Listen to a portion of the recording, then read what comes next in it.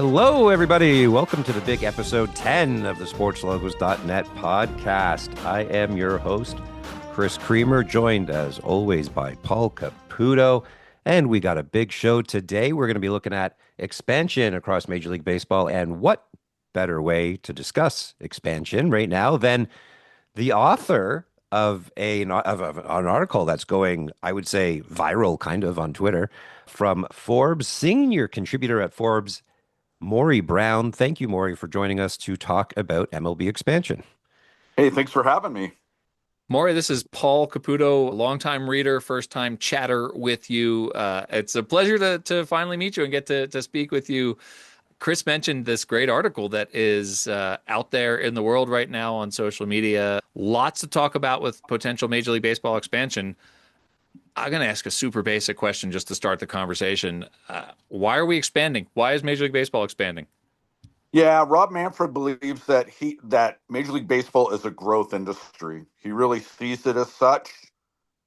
There are financial reasons for it on a couple of different levels.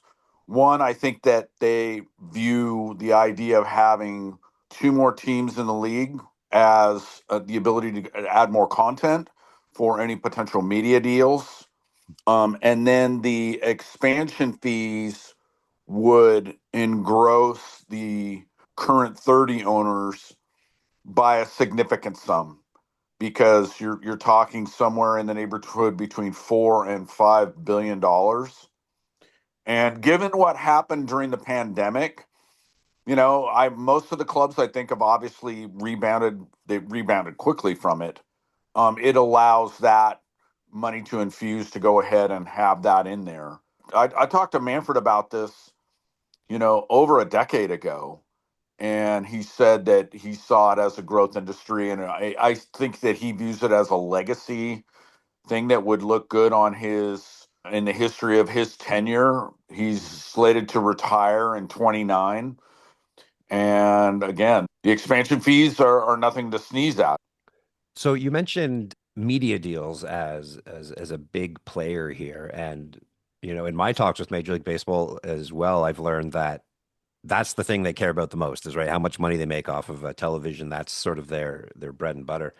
Would something like that, and I'm going to ask about Montreal and Vancouver, but would that affect expanding into Canada when, that might really affect how much of money MLB gets from a potential media deal? Yeah, I mean, it's a great question. Rogers has really kind of cornered the market on that with the Blue Jays, but it is again, I think, more of the overall. It would so yes, Canada, but I think that it would be looked at in terms of not just North America. I think the league has designs to try and get more and more out of international rights. Hmm.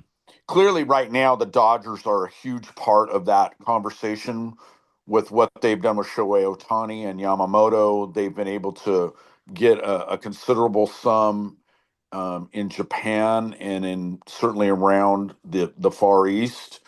So it's in a long-term view, I think you can look at it. You go, oh yeah, Canada. Certainly there would be that as a possibility, but I think that they look at it in terms of just the overall content.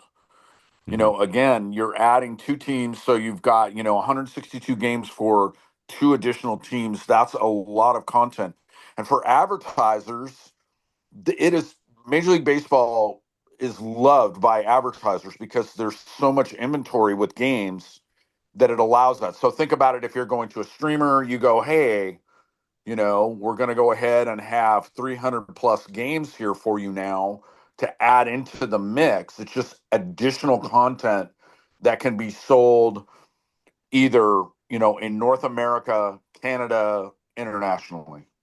I have kind of a setup for my next question here, but just in general, I mean, in your article, you talk a little bit about the timeline, and we're talking, a number of years here. That timeline, first of all, I'll just ask you to give a sense for what you think that timeline might look like. I'm curious though, how would the lockout, how would an extended lockout affect the overall timeline of expansion? Yeah, I don't think that it does. It's not a great thing, right? at best, you sit there and you go, okay, we have an off-season lockout like we had last time. At worst, you lose regular season games. I don't think for 1 second we lose an entire season. I just don't think that that's going to happen. I think that there would be too much financially at stake to lose, and I think that there would be politically. I think that it would create a lot of problems. So in that sense, I don't think that it really affects things because the Tampa Bay Rays are still going to be trying to seek the funding to get their ballpark built. Now, does that affect things politically? Do they go, hey, why are we paying for a ballpark if we don't know when it's going to come online? But all of these things have an eventual end to them, and they just don't go on forever. I don't think that it honestly would affect the overarching timeline. The key piece is the A's are clearly well on their way to having their ballpark completed. So that's going to happen. And then after that, again, as part of the next collective bargaining agreement, the league can say, hey, we want to expand. The players have the right to voice and bring up concerns about how it would impact the players if you stuck a team in, I don't know, let's say you wanted to put a team in Brazil, that would be a problem from a travel perspective, and the players would have the right to have a say in that matter. If it is somewhere within the reasonable confines of North America, then the players are probably going to be okay with it because it's adding additional jobs, right? Mm-hmm. So conceptually, the Players Association does not have a problem with expansion. They're going to say, great, on top of the minor leagues, right? Those additional things would happen. Then the league would cobble together an expansion committee. They would go ahead and have several of the owners pull that together to go ahead and field all of the submissions that would come through. We have a blueprint for that when the Expos were relocated to DC. Obviously, that relocation derby had a bunch of markets that were discussed, and that actually played into my report because some of those markets were in play back in the early 2000s. That process would play out. They would go ahead and look at all those markets, and obviously the big one, we kind of touched on part of it. That how do you have yourself lined up financially? Do you have the money to not only build the ballpark, but do you have the money to go ahead and pay our expansion fee? And oh, by the way, we'd like to see you be able to cover, say, 3 years in losses. That's a large sum of money. And so the time to make that happen, to have the league vet how that looks, they'll want to see, I'm sure they'll want to see some public money. And the reason for that would be that every single club in Major League Baseball at some point in time will look to get a new ballpark built. Somewhere along the line, someone's going to say it's time for us to get a new ballpark built. Well, you don't want all, the public to go, well, look, that those guys in whatever market gets awarded, they did it all with private funds. Why can't we do that? So that all has to play out, however long that's going to take. Let's say it's a year and a half. So it won't happen at the best, right? Rob Manfred wants to be able to award those two markets before he walks out the door in early 2029. And then figure 4 years to go ahead and get the ballpark built at best. At best, you're looking at 2033 to have these expansion teams open up the ballparks, and we're doing realignment and everything that goes along with all of that stuff at that time. So who would you call as I've heard Manfred, or at least it's been rumored that they're looking for one team in the East, one team in the West. What are you thinking? Who's the East? Who's the West team, realistically speaking? Yeah, I mean, right now, and again, when I did the report, I wanted to make it, I didn't really handicap anyone, but I did say that some were further along. And again, the reasons for that is the timeline that I just laid out. A lot of Mm-hmm. things can change. I mean, your Mm-hmm. capital stack, the people that are involved in funding it can fall apart. New markets could crop up. Right now, the one in the West that looks the best, the most capable of having everything together is Salt Lake City. The Miller family is that previously owned the Utah Jazz is spearheading that. So again, the league has a great understanding of a blue blood that has been in the NBA. They were, considered a, cornerstone franchise. They ran things exactly how you would want to see it. You didn't have any wild cards in there. You didn't have any really, controversial people involved in it. And they're lined up and down on both the political side and the funding side. They've got a bunch of venture capital and whatnot that's involved in it, and uh, basically wealth management ways that they can go ahead and pull money outside of just them. And they're already starting to do a large development that would also feature the ballpark at some point. They're getting ready to break ground on phase one of that. So Salt Lake looks the best out west. On the other side, it looks like the league would really has an interest in Nashville. Now they're a Hmm. little more complicated because they don't have a ownership group and the capital stack lined up. The Nashville effort is basically going to go to Major League Baseball and go, look, you guys already did a great deal with the Padres. You did a great deal for the sale of the Rays. You must have those people in house. We know you want to move into our market. We're going to lean on you to go ahead and set up the ownership group for what would be there. Now, about how the rest of that, all that funding goes, I don't know. Hmm. But for now, I think that they would look at Nashville. They've hosted, I think, 8 baseball winter meetings there. I mean, it's basically home away from home, Hmm. and it's in a market that's growing and fairly, active in terms of where it's located and everything. It doesn't infringe too much on Braves territory, which is kind of a thing for Raleigh and Charlotte. So again, I think that those are the two right now. So you kind of mentioned that Nashville doesn't really have an owner lined up, and I was going to ask you, Major League Baseball, what would their priority be here? Like a strong market that doesn't necessarily have an owner or a stadium plan in place, something that could survive long term once everything gets settled, or something that has their ducks all in a row right now, like a Salt Lake City, where the market size might be a little smaller, but they have an ownership group ready to go. They have a beautiful stadium plan ready to go. What is Major League Baseball looking for as a priority, or is it really just like a combination of everything? Yeah, it would be the combination of everything if they could have it. Yeah. I mean, it's it. I would just say, Chris, that it's so difficult to put this stuff together. The moving parts that are involved in the punch list that these groups have to pull together.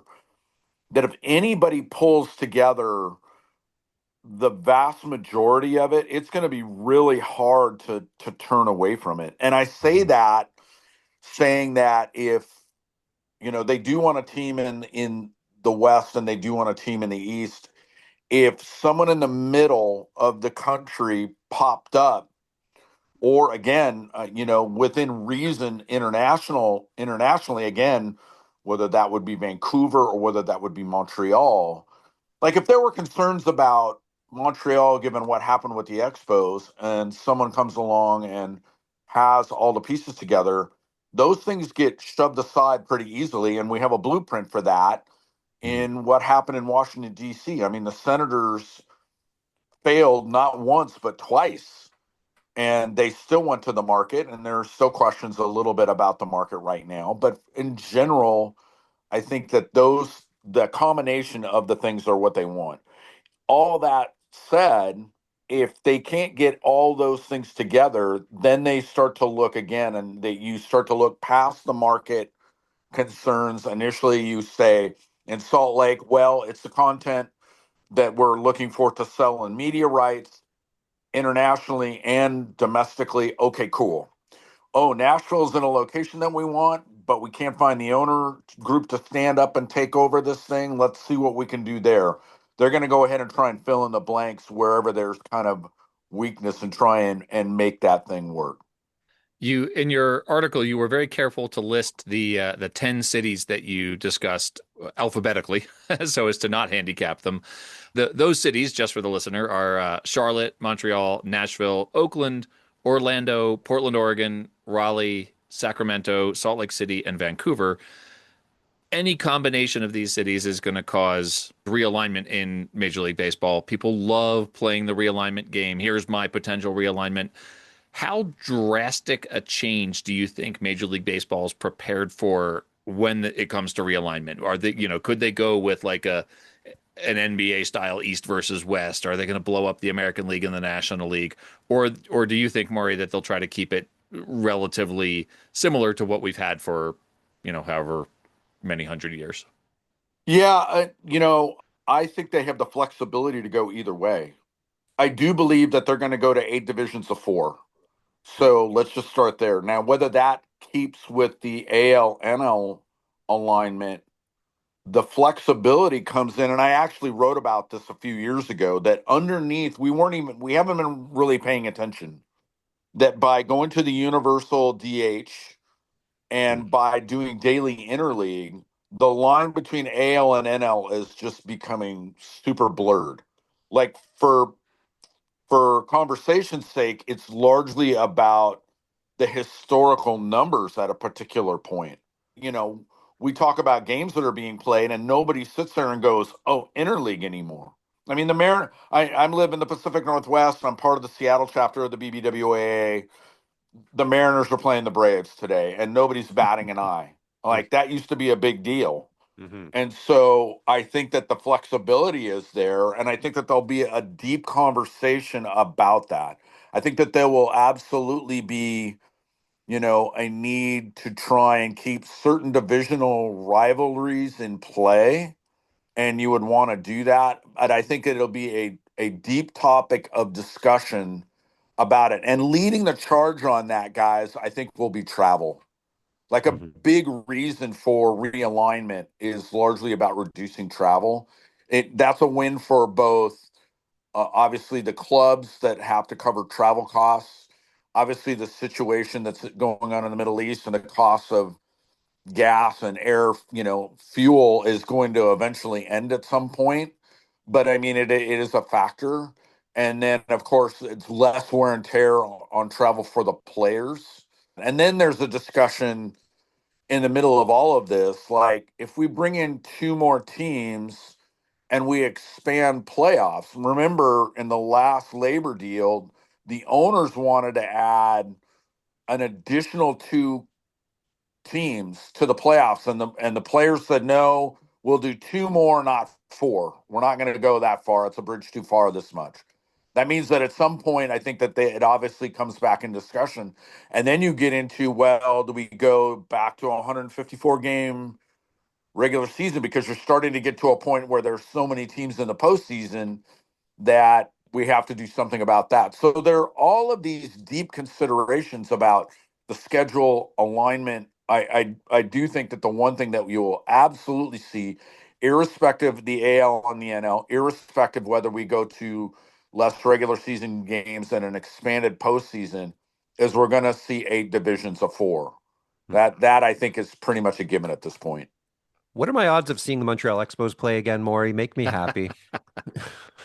I like to think that I have my finger on the pulse of everything, but I did miss a wild card in this. There's an individual that has been putting together quite a lengthy punch list for Montreal, and that was something that I didn't really have, I didn't see and missed it. And so I'll be revisiting that here pretty soon. Now, how much legs are in on it? One thing that I did do with this report that I thought was important was I reached out to everybody. I wanted to hear from each one of them and have questions that I wanted to ask them, like, do you have a site lined up? What's your government support? How is your capital stack to make this happen? And some of them responded and said, we're not going to talk about our capital stack, but we have this covered, which you go, okay, that's better than just doing this sight unseen.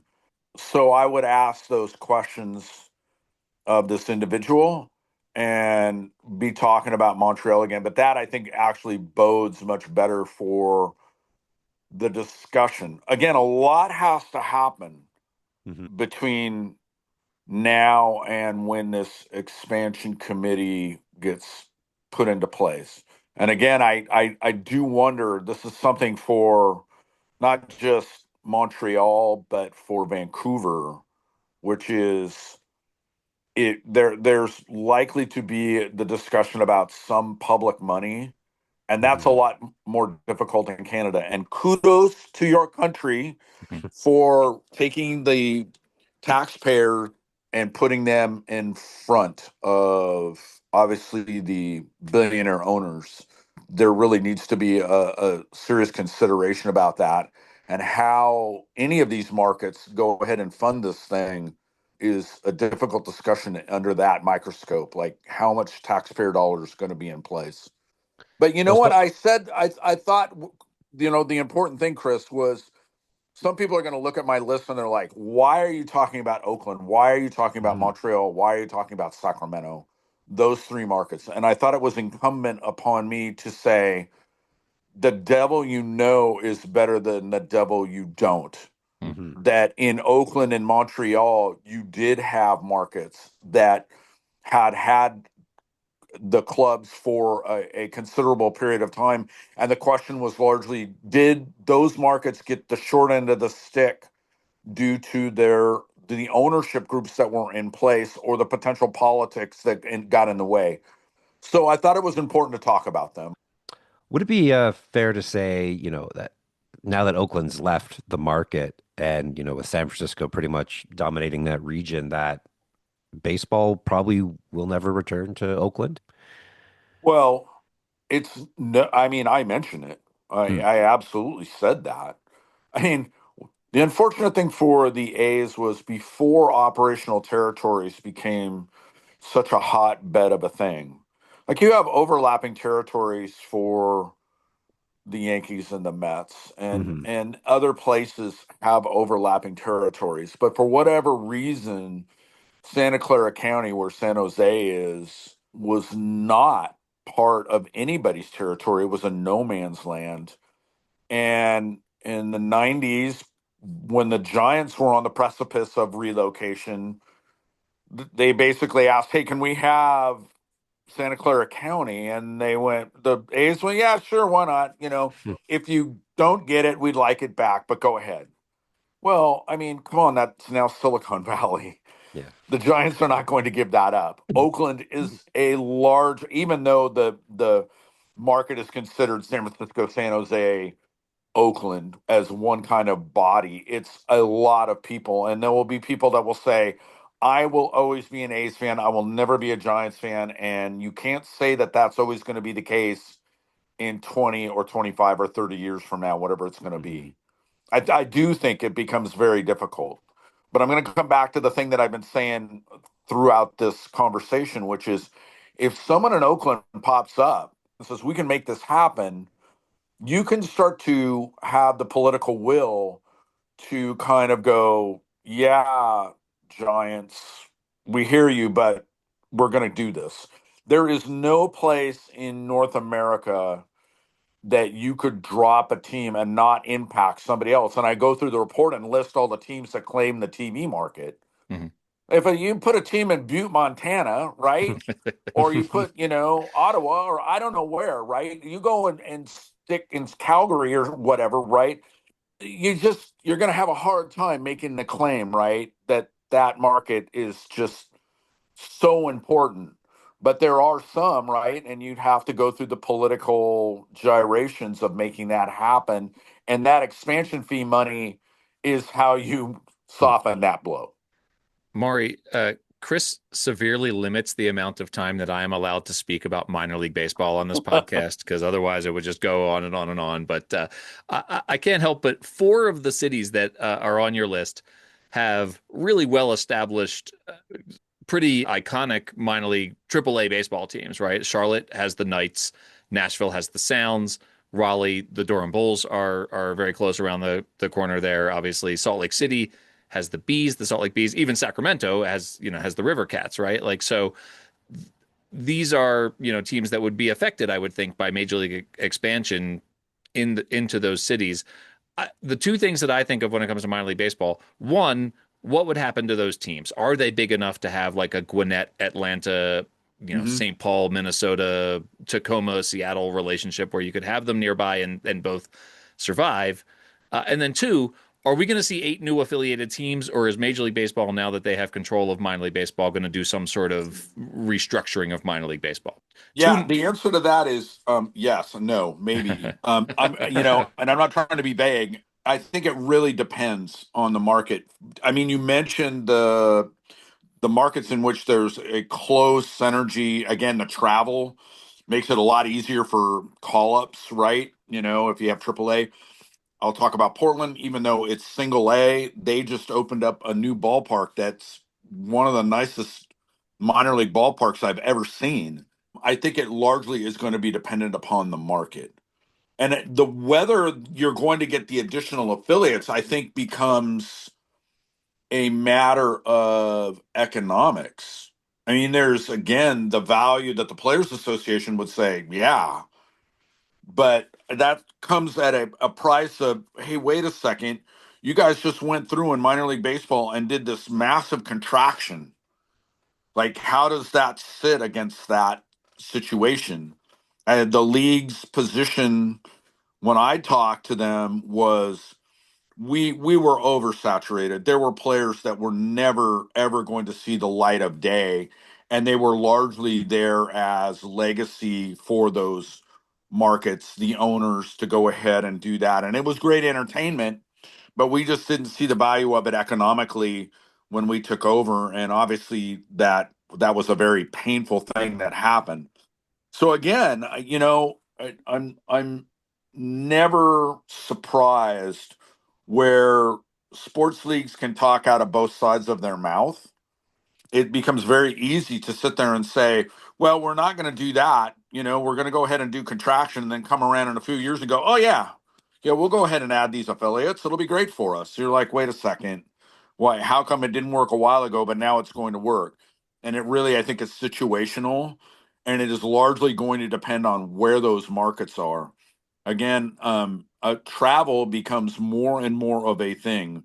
Obviously, the minor leagues have got some really wacky distribution of how their affiliates are. I mean, they're scattered all over the place, and the travel is brutal, both from a cost perspective and really difficult on the players. So, again, I think that you start to see more and more of that. Like, okay, yeah, we can go ahead and keep it in the market. We'll go ahead and make that an affiliate, the crosstown affiliate, stick around, and again, if depending upon the market size, you can make it happen. It's probably more difficult in some and might work in others. I think Paul's just really excited about all the new alternate identities he'd be able to report on. I There'd be mean, like, Hey, think eight of all new those logos, right? 8 new affiliates, each having 12 alternate identities a year. that's like, I've what was that? It's like I've 100 new logos. Hey, I'm telling you guys, I got excited. I went, it was my birthday a couple days ago, and I have a massive hat collection, but no matter how many good ways I wash or clean or try and protect them, I go, I gotta have something new. And I'm like, of course I gotta go look at the 8 new City Connects Hmm. and find out which one I'm gonna go and get. So yes, Did you yes. get So did you all get of the you, purple gradient Kansas City Royals cap? I can see you I rocking that I one. so I was I'm leaning two directions. It's Hmm. either the Pirates or the Orioles. All of them, again, I thought that there were some interesting combinations. I think the bad one was the Reds basically look like the NFL color rush, just the red pants. The all red is just not going to work for me, man. Those fans in Cincinnati, they love that City Connect Reds look. So the Reds I I management is just I embracing that. guess. Yeah.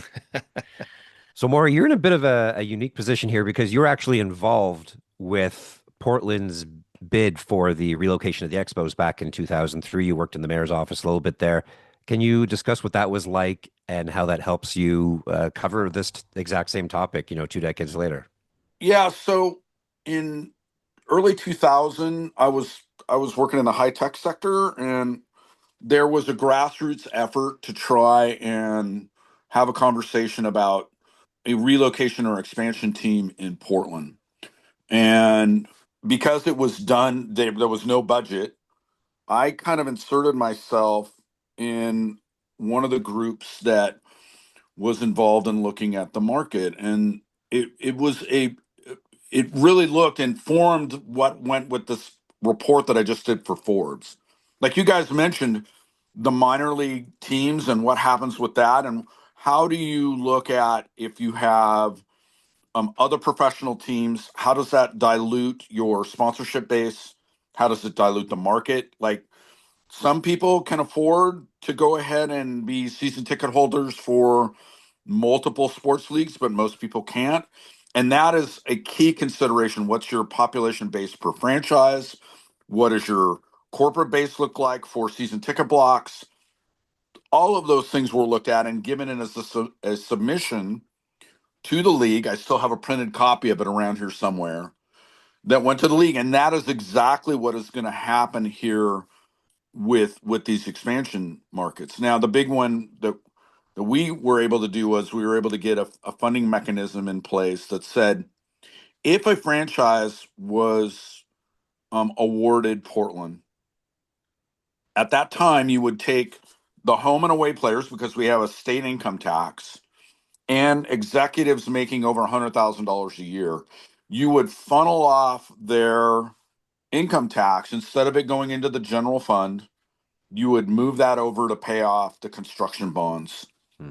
And it would be capped at a particular amount. Now it's been capped at $800 million for if a team comes here.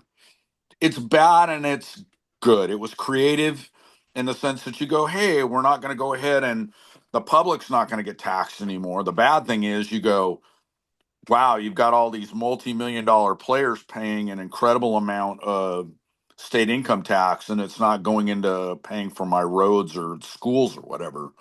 But it's a but for thing. In other words, the thing sits there on the books. It's not going to be implemented unless a team is awarded. So it's like, hey, no harm, no foul. Again, we got that in place in 2003, and it just sat there basically in neutral. Again, the group that's now in place that I'm not a part of, they went, hey, can we bump that up? And they got that passed.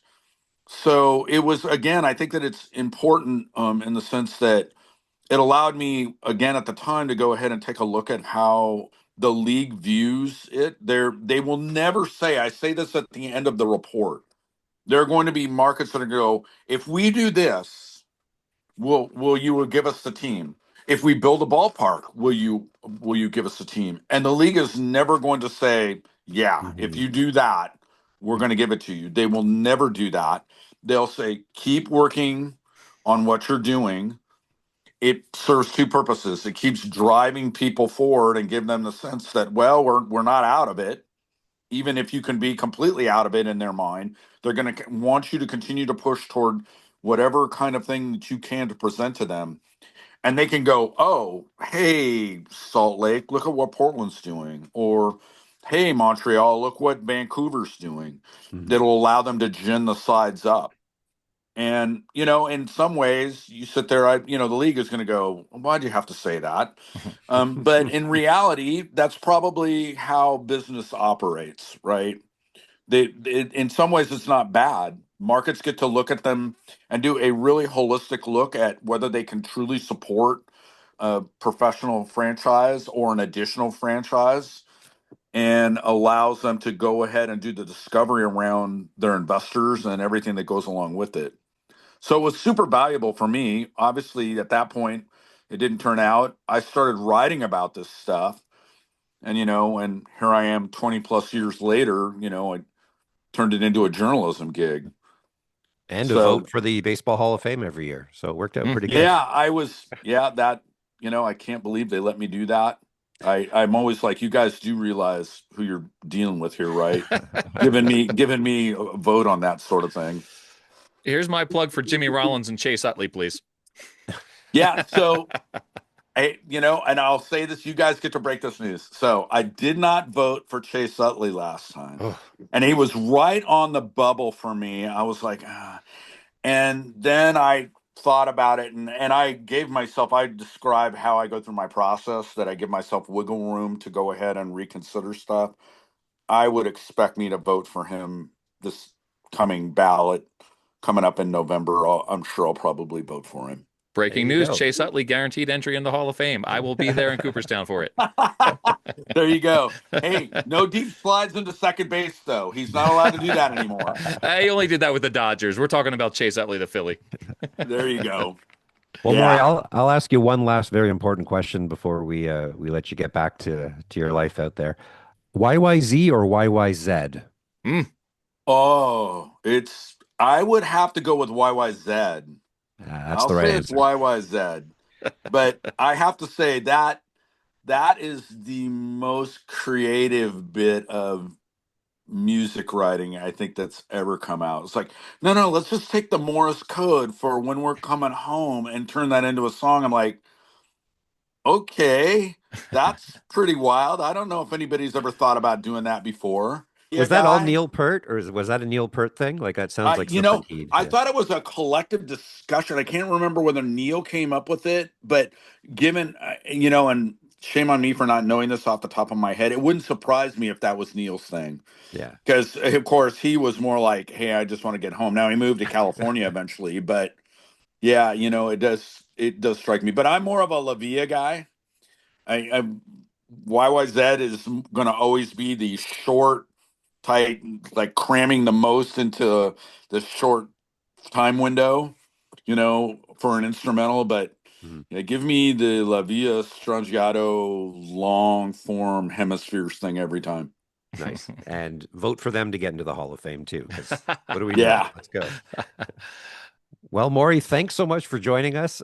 We learned a lot about the Major League Yeah. Baseball expansion, and we didn't get to NBA, but we'll have you back, and we'll Mhm. talk NBA then. yeah, And yeah, great if you want to come back.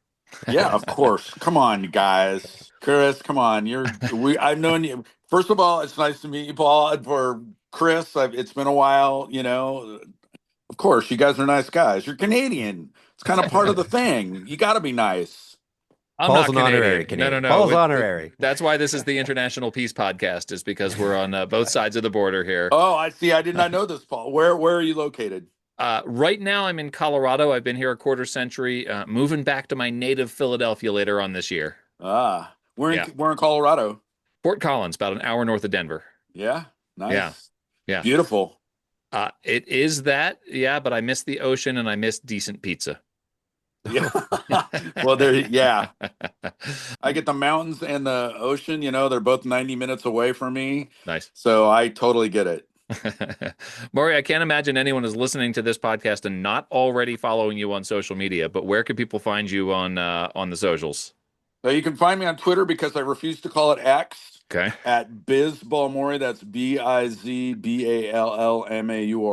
BizBallMaury. There. You can also find me on LinkedIn, because I find that place entertaining and crazy. But yeah, there, and I have a business page on Facebook I don't keep up with, but the basic social media places, and then you can find me on Forbes.com. Okay. And Biz is spelled B-I-Z, I think. Is that what you Yes, said? Zed, that is correct. BIZ. Thank you, Maury. Really appreciate your time today.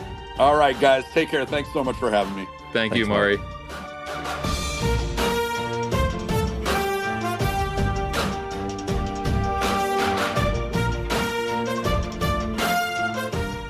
All right, Paul. Well, I can see, even though we had a guest here, you were very polite and only brought up minor league baseball a few times. I still see the twitch in your eyes there. You need to focus on some minor league baseball. So I will be the kind, polite Canadian I am, and I will give you a whole minute of minor league baseball to discuss, to talk about whatever you want to. But first, It's the minor league minute with Paul Caputo. Paul Caputo. It's the minor league minute with Paul Caputo. Paul Caputo. Wow. It's the minor league minute with Paul Caputo. I'm quoting all over the place here. I'm quoting all over the place here.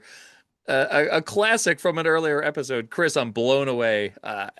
My heart is pounding over that right now. Well, episode 10, I think we're allowed to start doing audio drops from previous episode. I looked into the charter and it said, Wow, the Geneva Podcast Convention says you can do audio drops from previous episodes. The official jingle for the Minor League Minute, I'm blown away. How it's an exciting. official segment now, right? This cements it. Now, go quoth all over the place, but only for 1 minute. On your marks, get set, go. Chris, we're talking about your Buffalo Bisons up there in northern United States, almost into Canada. The Buffalo Bisons have been around for more than 100 years, one of the absolute classic minor league identities. The city of Buffalo is known for having a General Mills plant since 1904. The beautiful, lovely smell of Cheerios baking being manufactured. I'm not entirely sure where that smell is coming from. If the wind is just right, we'll waft off of the Great Lakes over the city of Buffalo. The Buffalo Bisons are going to have my city smells like Cheerios night at the ballpark later on this summer. They're rebranding with that very iconic, distinctive yellow Cheerios identity. They've incorporated their mascot into Cheerios logos. Looks like a Cheerios box. They're going to be bright yellow. They're going to be my city smells like Cheerios night at the ballpark for the Buffalo Bisons. You did it. Okay. I did it. So that's what that smell is. I've been in Buffalo a few times. I thought it would be rude to ask, but don't you have a bit of a personal connection to this My City Smells Like Cheerios thing? I do have a bit of a personal connection to this. As you know, I host a podcast called Baseball by Design. You know that because you've been on that podcast a number of times. The Bisons actually reached out to me. Their broadcaster, Pat Malacaro, reached out to me to let me know that this My City Smells Like Cheerios night is a direct result of a conversation that he and I had on my podcast in 2023. He was telling me about the General Mills plant and the smell of the cereal over the city. And I said, wow, that sounds like it could be a great alternate identity. No joke. 3 years later, he writes me and he says, hey, this thing's going to be real. It's actually happening. We're going to do, a Cheerios themed alternate identity. And I've never been more proud than, first of all, now to have my name in a jingle on a podcast. And second of all, that Baseball by Design inspired an alternate identity in minor league baseball. I'm very pleased with this. It's very meta. It truly is. So between us, we've got the Las Vegas Aviators and we got the Cheerios Buffalo Bisons. So we're making a little bit of progress. Making our mark on the minor league world. That's we'll have to tell that Aviators story sometime. That's it's a short one, but it's a neat one, I think. Yeah, I don't think they never acknowledged it, so I don't think it's official. Well, it's super fun that you had that impact, and they finally, changed their logo to get away from the whole like Howard Hughes thing too, because that was a weird inspiration for a minor league baseball name. Hey, now come on, that was my reasoning for it. It was your reasoning, but Howard Hughes is one odd dude, so he's one odd dude. What's next? What do Chris, we have? I feel like I should be singing to you right now, but where's my jingle? I don't have a song prepared for you, Chris. I don't know. I feel bad. It's Where Warm Were Up They the with Chris Creamer. Pretty good. Was that the key of C? It was the C for Caputo, maybe. Yeah, it's Key of Caputo. That's the name of your first album. Ready to go. Key of Caputo. How about that? I like that very much. Okay, well, I got to start singing then, I guess. Chris, we have talked a lot about expansion. We've talked about Major League Baseball. I'm wearing my Montreal Expos hat as a result of the conversation we just had with Maury. I'm curious to know, where were you the last time the Montreal Expos played a home baseball game?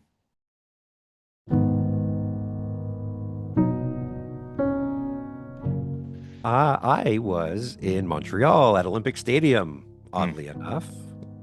So Montreal was, we grew up Blue Jays fans. We lived in the Toronto area. And Montreal was sort of a fun thing. Hey, let's get out of town. Let's go see some National League baseball. So we'd go to Montreal a lot. We went to a lot of games at Olympic Stadium. It was a place to get an easy ticket because Jays tickets were not easy to get back then. My first NL game was against the Astros. Kurt Schilling, I remember, came in relief for the Astros, which is just a little odd. In a rain delay, because the stadium roof was temporarily unavailable at Olympic Stadium. The game ended after midnight. It was wild. So There came a time where every year we would go to the last Expos home game because we thought this could be the year where everything is done and over with in Montreal, and we want to be there.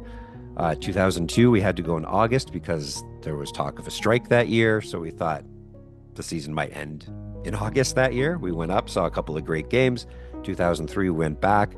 Turned out it was Vlad Sr.'s last game with the Expos, so that was fun. And then finally, 2004, we knew it was the last game. Rumors had been going around for a while. The Expos were moving to Washington, D.C. I believe the news broke just before the game. The stadium was packed. Olympic Stadium was not a fun stadium to go to, Paul. There's a reason why. It's not that people in Montreal didn't like baseball. It's because their stadium was very miserable. And it was never more miserable than on a day when a lot of fans decided to go to the game. They only opened one gate. Everyone had to funnel through the same entrance. The only parking lot to the stadium was on the complete opposite side of where that entrance was. In order to get to that entrance, you had to walk past 13 closed entrances to the stadium. It was all very depressing, and you realized why nobody's going to these ball games pretty quickly. So I have a lot of sympathy for Montreal baseball fans. When people say baseball wasn't supported in Montreal, I say you never went to a game in Montreal. Right. They wanted to support that team. They just were pretty much pushed out of that stadium. They did not want the fans to go there. At that game, I went into the gift shop. It was completely packed. Couldn't buy anything. Waited for hours to get in through those single gate. We were all funneled through that one gate. Got to the stadium, and it was like a funeral. Everyone was quiet. People were crying. They let the fans onto the field before the game to just run around. I remember seeing like a rookie, Miguel Cabrera, stretching at third base for the Florida Marlins, which was cool to see. And the game started, the American anthem was played, and the fans booed. I didn't, of course. The Expos manager at the time, who I believe might have been Jeffrey Torborg, said he was going to pull the players off the field and forfeit the game for booing the American anthem. That would have been, sure, if you want to start a riot. The last ever home game. We're going to protest. So the Marlins, they smoked the Expos that game. It was not a good game. It was something like 9-1. The game got delayed several times by fans throwing golf balls on the field.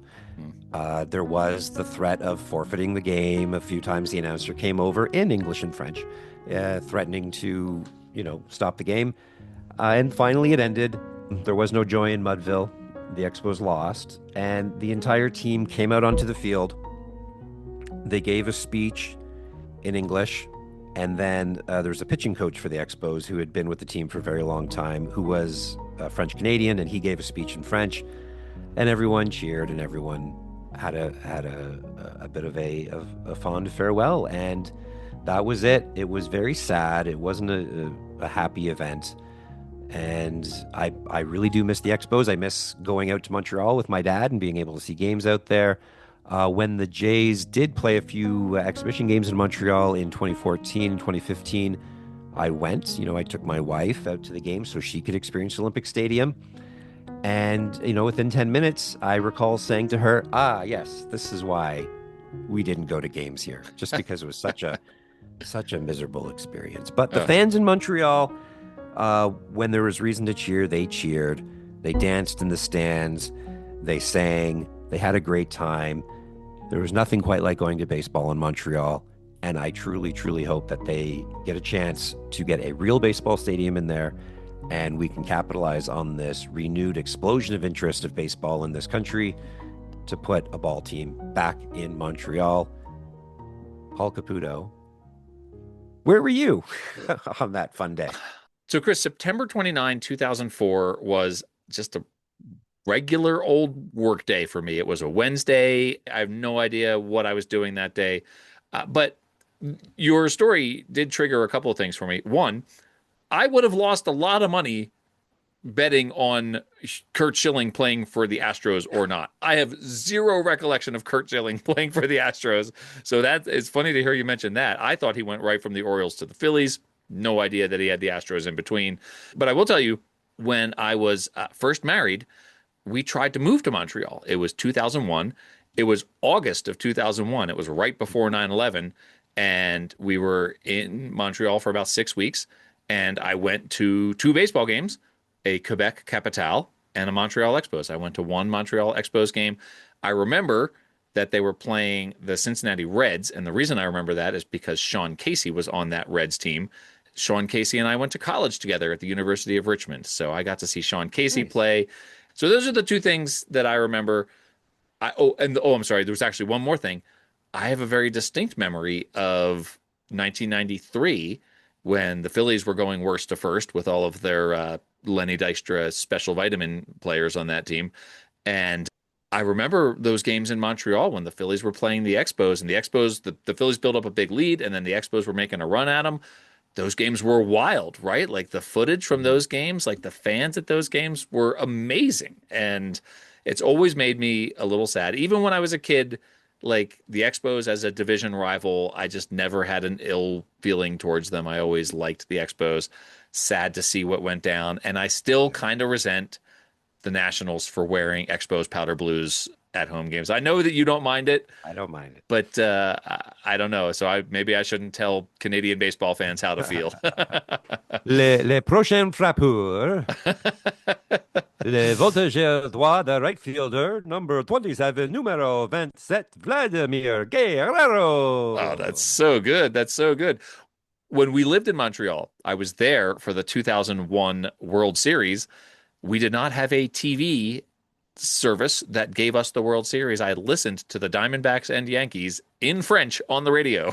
That's how I followed one of the all-time great World Series. You see what I'm talking about, Paul? It's almost like they didn't want you to be a baseball fan there. And it's such a shame. It is. Because there are a lot of baseball fans in Montreal. Yeah.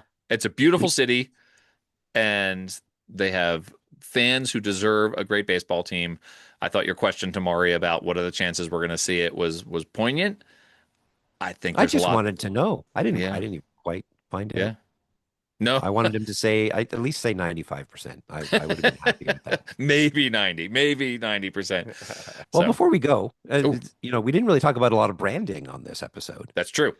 So like, how about we quickly talk about, if these cities get Major League Baseball teams, what should the names be? Should they just borrow from their past, borrow from some minor league baseball identities? Like Salt Lake City, Maury said Salt Lake was probably the number one contender based on their situation. Yeah. Do they just take the Bees name? I think the Bees are still going to be there. First of all, the Bees are like 20 minutes away now. And so I think I think they would want to come up with something new, something maybe about the mountains. I really like the what the NHL did there, right? Like, I mean, I like that Mammoth brand. Yeah. No, so they go Utah or Salt Lake? What do you think? I think they got to go Utah. There's only one other team in the Mountain Time Zone, right? Like they got the whole Mountain Time Zone to choose from, basically, unless you count the Diamondbacks, which I don't because they're not on Mountain Time during the baseball season.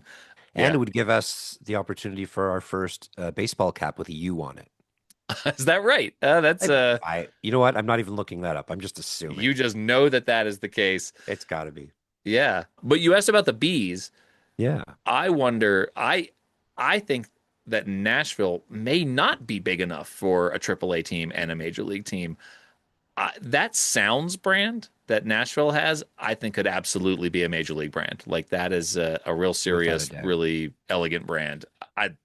They could just move that right to the major leagues, I think. It feels like a major league name, right? Like, it does. And then they've got that great guitar-shaped scoreboard out there in right field. I mean, just take that right over to the major league ballpark.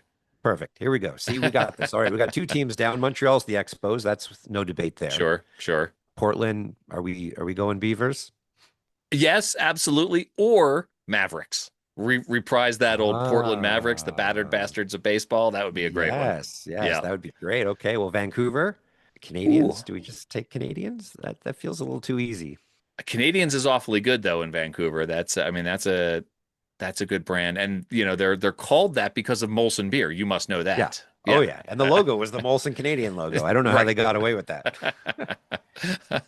I say stick with Canadians there. Oakland's an interesting one. I think the name should stay with the city. We've had this conversation, right? Like if Oakland were ever to get baseball back again, you got to be the A's. It's got to be the A's. Well, Las Vegas has the A's. I wish they didn't. I wish they would just come up with a new brand. And you're a Philadelphia guy. I know. I kind of feel like Kansas City and Oakland should never have had the A's either.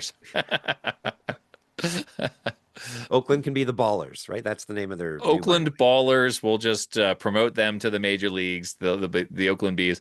Maybe something that begins with a C, since we've had the Oakland A's and the Oakland Bees. Now we need something that begins with C's for Oakland. The Oakland Cats. I don't know.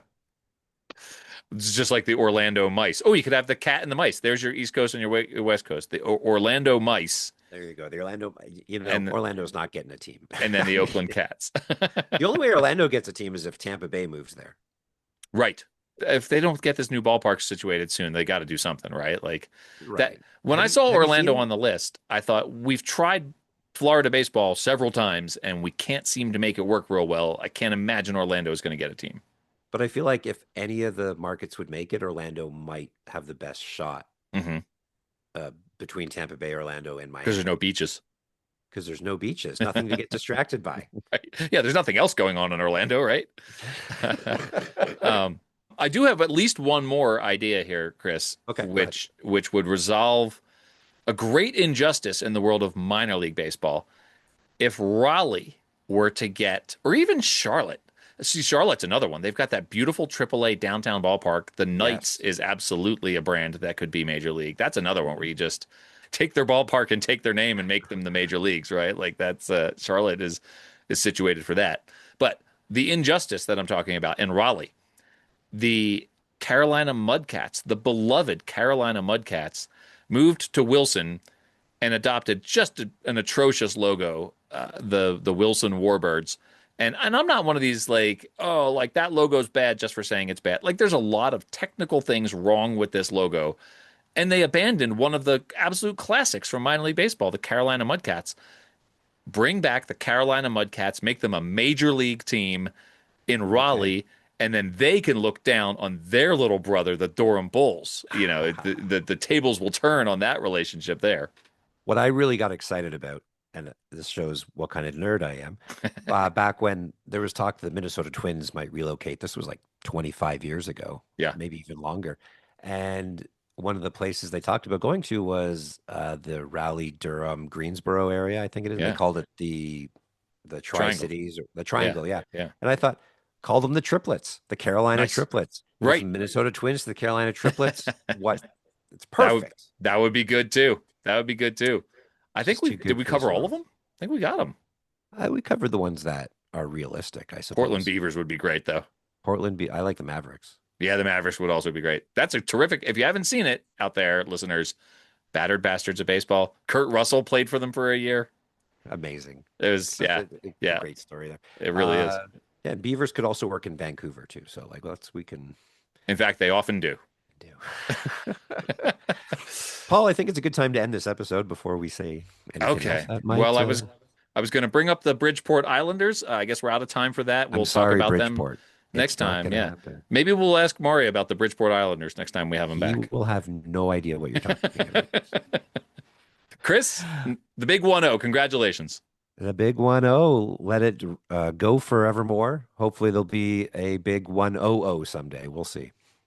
With lots of jingles to populate the whole episode. Chris, this has been fun. We'll see you next time. Paul, you're quoting all over the place. Bye, everyone.